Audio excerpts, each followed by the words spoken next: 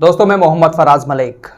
आज पूरी दुनिया के अंदर ईद उल अज़हा मनाई जा रही है, लेकिन बहुत अफसोस के साथ ये खबर मैं आपको बता रहा हूँ कि स्वीडन के अंदर ईद उल अज़हा के दिन कुरान की बेहुरमती हुई, कुरान को जलाया गया। और इससे ज़्यादा अफसोस इस बात का हो रहा है कि जो मुखिया बनते हैं मुसलमानों के इस्लामिक देश, वो 57 इस्लामिक देश बेशर्मी के साथ कुरान को जलते हुए देख रहे हैं।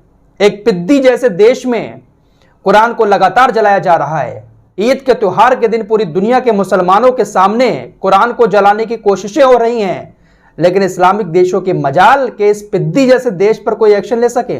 बहुत घिन आती है इन इस्लामिक देशों के ऊपर। ये लोग सिर्फ अय्याशियां करना जानते हैं। स्वीडन के अंदर कुरान को जलाने की वहां की अदालत ने इजाजत दी है।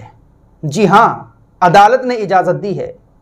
दोस्तों, हमारे देश के अंदर धर्म को लेकर बहुत सारे मतभेद हो सकते हैं, लेकिन हमारे देश का कानून, हमारे देश की अदालतें इस तरह की इजाजत कभी भी नहीं देंगी। चाहे कितना भी बड़ा मुखिया अदालत में जाकर इस तरह की इजाजत मांगे, लेकिन हमारे देश की अदालत ऐसी इजाजत कभी नहीं दे सकती। स्वीडन के अंदर एक शख्स सुअर जैसे मुंह वाला, इसकी 37 साल उम्र है। अब क्या नाम लो इस सुअर का, सुअर से ही जान लो। यह कुरान को जलाना चाहता था। इसने पुलिस से इजाजत मांगी, पुलिस ने इजाजत नहीं दी। उसके बाद यह बंदा अदालत पहुंच जाता है। अदालत में पत्र लिखकर कुरान को जलाने की इजाजत मांगता है। अदालत से कहता है कि मैं विरोध प्रदर्शन करना चाहता हूं और इस विरोध प्रदर्शन में कुरान को जलाऊंगा, उसके पन्ने भी फाड़ूंगा। और अदालत इसको इजाजत दे देती है। अदालत इजाजत इसलिए दे देती है क्योंकि अदालत ने कहा कि अभिव्यक्ति की आजादी है स्वीडन के अंदर, प्रदर्शन इंसान कर सकता है, इसलिए इसको इजाजत दी जाती है। बाकायदा स्वीडन की अदालत ने इसको कुरान जलाने की इजाजत दी और उसके बाद पुलिस ने इसको सुरक्षा दी। और सोशल मीडिया पर अब वीडियोस आ रही हैं और कुरान ट्रेंड भी हो रहा है। लाखों में इसके ट्वीट आ रहे हैं। कुछ वीडियोस आ रही हैं जहां पर ये अब कुरान जलाता हुआ दिखाई दे रहा है। शायद इसने मस्जिद के सामने कुरान को जला दिया। स्टॉकहोम की मस्जिद के बाहर कुरान को शायद इसने जला दिया है, क्योंकि वीडियोस सामने आ चुकी हैं। एक वीडियो आ रही है जहां पर यह कुरान के ऊपर खड़ा हुआ नजर आ रहा है।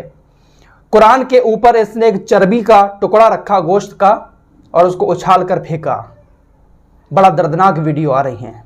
लेकिन किसी के मजाल के इस पिद्दी जैसे देश, जिसकी आबादी मुश्किल से 1 करोड़ है, 1 करोड़ आबादी मुश्किल से है इस स्वीडन की, जिसमें 2.5 लाख मुसलमान भी हैं, इसके ऊपर कोई एक्शन ले सके। सऊदी अरब, पाकिस्तान, इन जैसे देशों की तरफ से अदालत के इस फैसले की आलोचना की जा रही है। बस ट्वीट में लिखकर आलोचना कर देते हैं ये लोग, लेकिन इन देशों की इतनी औकात नहीं है। यहां पर कुछ लोगों को बहुत बुरा लगेगा मेरी बात का। रजब तैयब एर्दोगान को भी बहुत सारे लोग बहुत बड़ा लीडर मानते हैं, लेकिन यहां पर रजब तैयब एर्दोगान भी कुरान की बेहुरमती होने से नहीं बचा पा रहे हैं। इस साल कई बार तुर्की एम्बेसी के बाहर कुरान सिर्फ इसलिए जलाया गया क्योंकि तुर्की नहीं चाहता कि नाटो का सदस्य बने स्वीडन, लेकिन इस बार जो जलाया गया है और अदालत ने ये जो इजाजत दी है, तो इस बंदे का कहना है, सुअर जैसे मुंह वाले का, कि मुझे इस बात से कोई लेना देना नहीं कि नाटो का सदस्य बने स्वीडन या ना बने, लेकिन मैं इस्लाम के विरोध में जला रहा हूं। इसने कहा कि ये कुरान जो है ये बहुत बड़ा खतरा है लोगों के लिए, इसलिए मैं इस कुरान को जला रहा हूं। लेकिन इस सुअर को कौन समझाए कि जिस कुरान को ये मिटाने की कोशिश कर रहा है वो दुनिया भर के करोड़ों, लाखों, अरबों लोगों के सीने में छपा हुआ है। औकात नहीं है किसी की मिटाने की। और लानत है ऐसी अदालतों पर जो अभिव्यक्ति की आजादी के नाम पर इस तरह की इजाजत देते हैं। बाकायदा देखिए, पुलिस का फीता बना हुआ है, पुलिस लिखा हुआ है, और वहां पर खड़े होकर यह कुरान जलाने की कोशिश कर रहा है। खबरों के मुताबिक कुछ कार्यकर्ताओं ने इसको रोकने की कोशिश की, उनको गिरफ्तार कर लिया गया।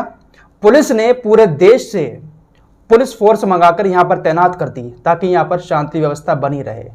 कुरान को जलाने के लिए इतना बड़ा इवेंट हो रहा है और दुनिया मूर्ख बनकर देख रही है।